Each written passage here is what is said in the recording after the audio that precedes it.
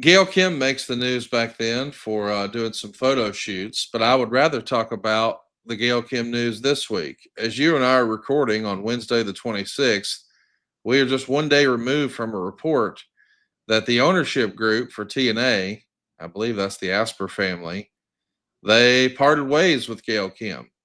And she was pretty much universally respected as being one of, if not the premier female agent.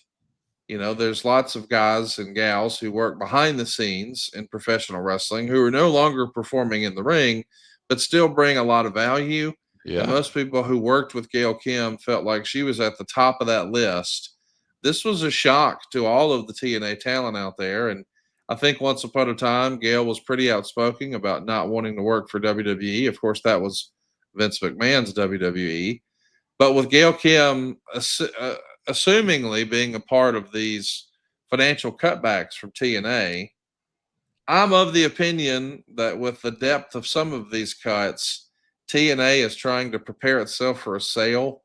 That's the way it looks from the outside looking in. I don't know if they might sell to WWE or AEW or some other suitor, but I'd be willing to bet Gail Kim's phone is ringing today. Would you be surprised to see her in AEW at some point? No. And I would endorse that.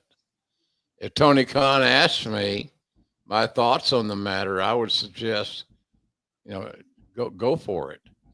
Because she's very, very valuable and does a great job.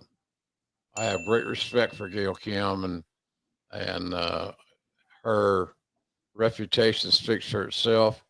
She gets results. She's very good at working with talent.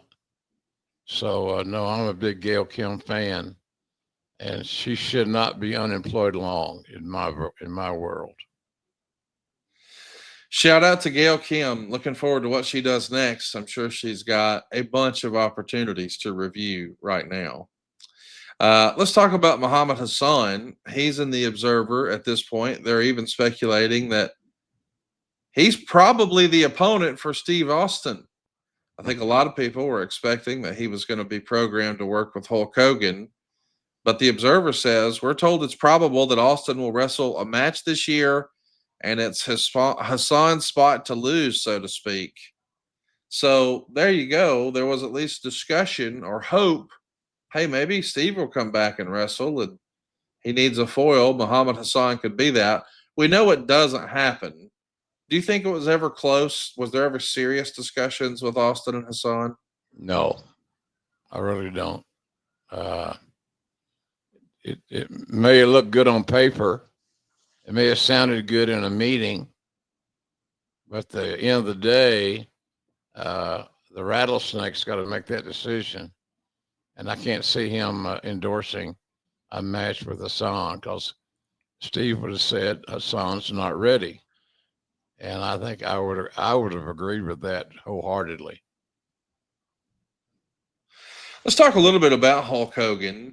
It's been written that, Hulk Hogan wants to be the 1980s Hulk Hogan, where he's the top guy and is beating everyone. But I guess the company sees, hey, at this point, we need you to help put people over and make new stars. And Meltzer would say neither approach is the right one. Dave believes Hogan should win all of his matches, but he can't be on top aside from perhaps a novelty 1 or 2 month deal. But with the money he wants, he can't be justified in the middle for any length of time. He does have an artificial knee and a hip, and he speculates that eventually the novelty is going to sort of wear off.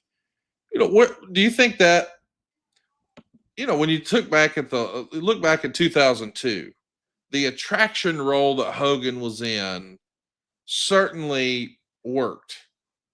Why did the experiment or that honeymoon period sort of come to an end? Because we did see that he helped Edge get over. I mean, the stuff he did with The Rock was magical at WrestleMania. He had a less than awesome spot with The Undertaker in Nashville. But it did feel like '02 showed that, hey, there is something here. Why do you think the honeymoon seemingly came to an end here with Hulk Hogan and WWE?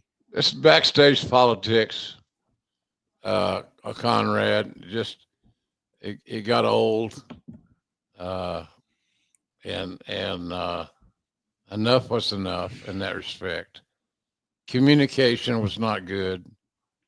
A lot of the talents felt like they were being sacrificed at Hogan's expense. So I don't know. It was just a uneasy arrangement. But the way he was being booked and helping some of the talents was a good thing. We should mention Ted DiBiase makes the news here. It's written that he reached an agreement to start on a 3-month trial basis. He's going to work in creative for SmackDown and as a road agent to try to help teach the younger wrestlers. And Dave says, all I can say is, will wonders never cease? DiBiase has been heavily critical of the product for years due to his religious beliefs. As far as working with young wrestlers on ring psychology, he could be very good at it. Because someone was a great worker doesn't necessarily mean they'll be a great coach. But he was Steamboat level in the ring in the 80s. And everyone raves about Steamboat as a coach. But I'm more skeptical of him when it comes to creative, both because that show is built on all the cheesy woman skits and long promos. Plus, this is a business that constantly evolves. And it's been years since DiBiase followed wrestling closely. But Ted's a smart man and a rational guy when it comes to 80s business, who's mentally from the Bill White school, which has its good and bad points. Listen, let's just talk about it. What do you think, in a post in-ring life, what would have been the highest and best use for Ted DiBiase? Because it feels like they tried him as a manager in the WWF, then they tried him as a manager in WCW. We're going to try him as an agent here. It doesn't feel like he really settles into his second act in pro wrestling after his in-ring. We know he's doing a lot of appearances. He's written books. He's got a podcast. But as far as inside WWE, was there a seat on the bus for him? And was there a missed opportunity? Or did we never just find it for whatever reason? I don't think we found it, Connie. I don't think we found the right role for Teddy. At least that's my opinion. He didn't last long in that role. He burned out in 3 or 4 months. So that tells me that he was not positioned correctly. And so I would say that we just never found the right role for Ted DiBiase in his during this period. At least that's how I see it. It's interesting to think, that the religious aspect was a big deal for him. And again, I know that, that's a very personal conversation to have. But Shawn Michaels had been a part of the company and managed to navigate some of those things, like when they did the DX reunion and, Triple H wanted to yell, suck it and all this. Shawn just didn't participate in that part. It does feel like there could have been a way, but maybe they weren't losing any sleep over it, so we shouldn't either.